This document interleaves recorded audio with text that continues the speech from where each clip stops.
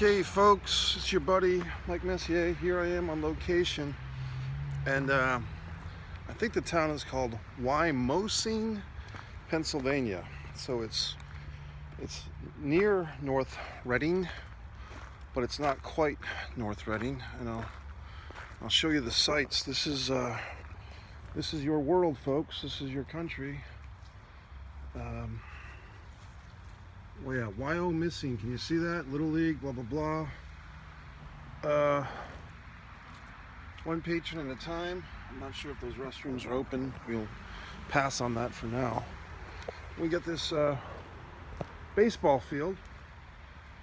Now, I did see that a couple of days ago over the weekend, today is Monday, so I think it was Saturday, the day I went to the farmer's market, I saw a baseball game. I guess it was Little League. There was coaches wearing masks. I just drove by and kept on driving, but it was nice to see activity. I saw a rumor today, folks, just a rumor, or a report, I should say. A report, a gentleman, a friend of mine from Facebook World in Boston, Ben Glenn Altoy, reported that the Barnes & Noble in his neighborhood was not looking too good, looking like it might go out of business, which is unfortunate. Ben expressed his sadness, and I reiterate that. So today I knew that there was a Barnes & Noble moments from where I'm at here at the hotel in Wyoming, Pennsylvania, and so I decided to go over there and see what was going on, and it looked like business almost as usual. The cafe did not have much activity. There was a few people sitting down, but they had a lot of chairs up and not available. I'll show you the sights. I'm just trying to get a little bit of movement and exercise here. I have to admit, definitely need to get that going again, because being in this hotel for a week and so forth, and trying to be a nice little soldier and stand by the phone and all that bullshit, I haven't done my usual active lifestyle, so to speak. So now I'm picking up my hat because I dropped my hat on the ground. There's big election is coming up, folks, so we're really 8 days away at this point. By the time you see this, it'll probably be less. Have you voted? Will you vote? If you haven't done absentee, I don't know what your options are, to be honest with you. If you still have early voting in your neighborhood, in your neck of the woods, as some might say. I hate that expression. But even if you have to wait until November 3rd, I would suggest you vote. Well, Mike, who should we vote for? I'm going to allow that to be your decision. I mean, I can tell you that for me, I was not an enthusiastic voter, but I did vote, meaning that the candidate that I voted for, I don't know if I would say is my favorite candidate, but I voted for him. And I feel that, unfortunately, I fell into that mass of people that I never wanted to be in, which is voting against someone. Earlier this year, I endorsed, as many of you know, and I know Carl was very excited, that I endorsed Jesse Ventura. However, Jesse, I'm a little disappointed, or a lot disappointed. Jesse really did not make an effort. He said that if people wanted to write him in, and if he got enough votes, he would accept it. But he did not announce he was running.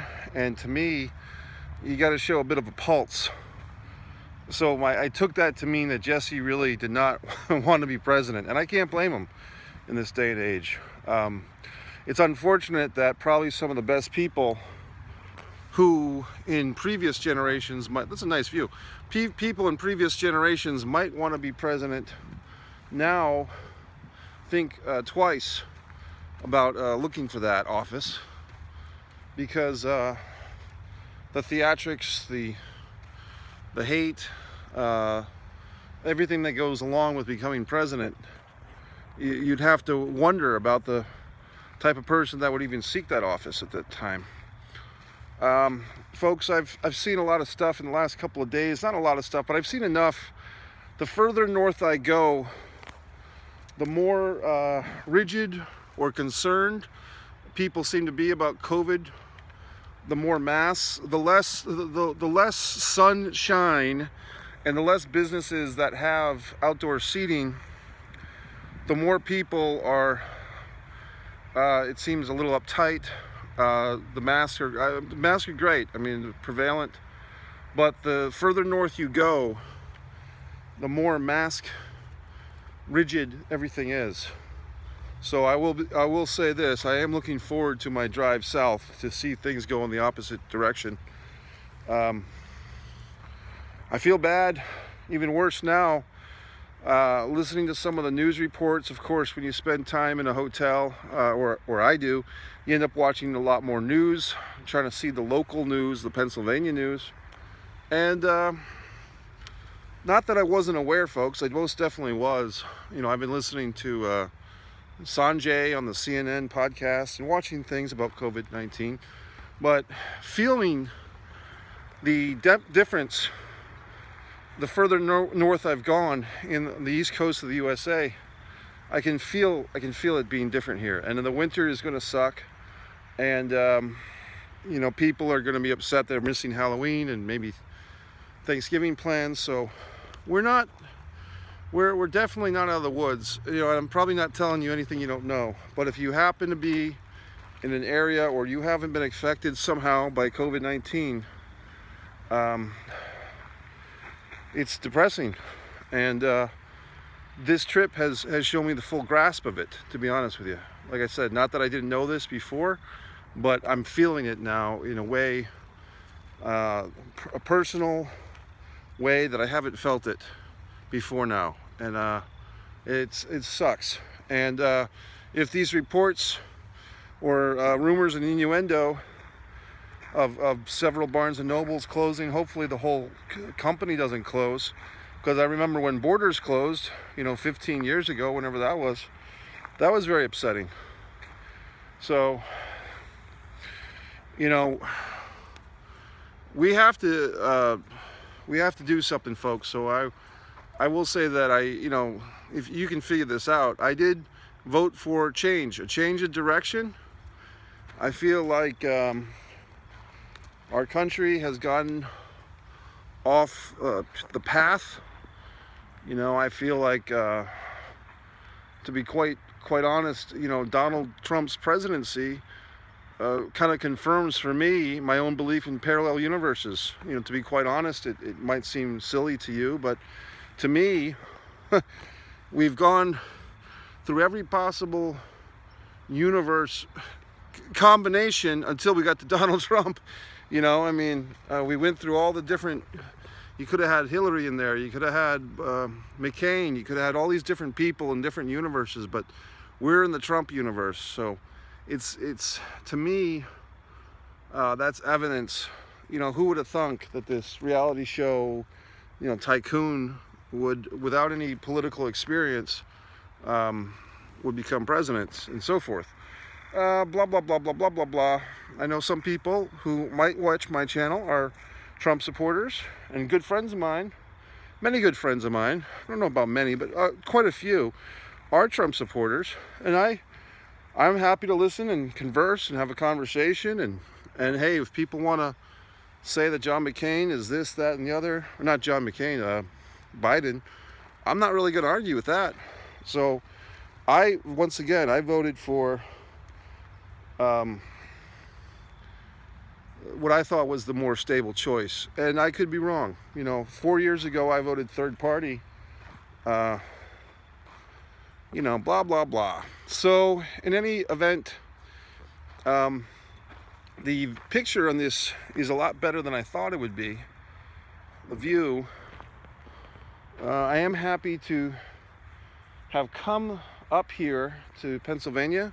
I'm glad I made the trip. I'm walking around with this fucking. I'm trying to get back into my stretching and so forth.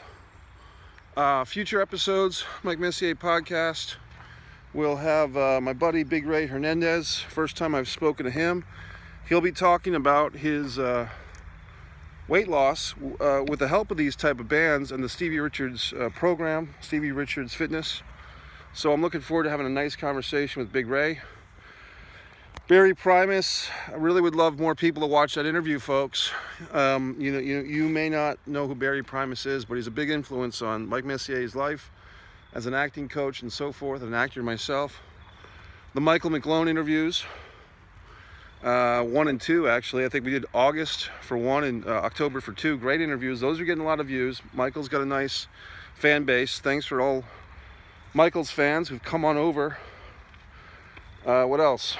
The Suzanne Gunderson, screenwriting coach with the tapping exercises. Caitlin's monologues will return. Caitlin and I have been email tagging, but we will get back to it. Trust me, that will happen. What else? That night, part 6 of the Mike Messier Peace Theater with Brad Rhodes, Kathy Lachey Berenson, Mary Beth Paul, Cody PX Odo, edited, Tony Fat Tones did the music, and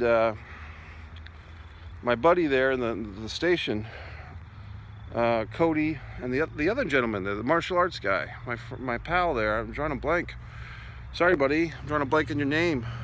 Cody and the other gentleman from the public access studio.